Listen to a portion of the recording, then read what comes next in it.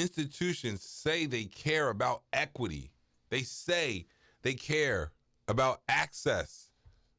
They say they care about diversity. Well, here's the question. Are you funding it? Are you hiring from the communities you claim to serve?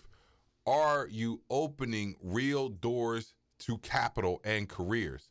That is the question, guys, because all the talk about being for these things, we really need to follow the money. Always follow the money and see where people's true values lie. Is it in your budget?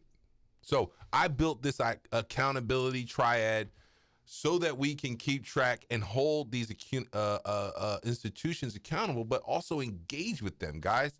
Listen, start off with the Bridge to Life Foundation. We're on the ground, right? We're meeting, we're doing the work. My book, Revaluing America, right? This is the conversation. This is the framework.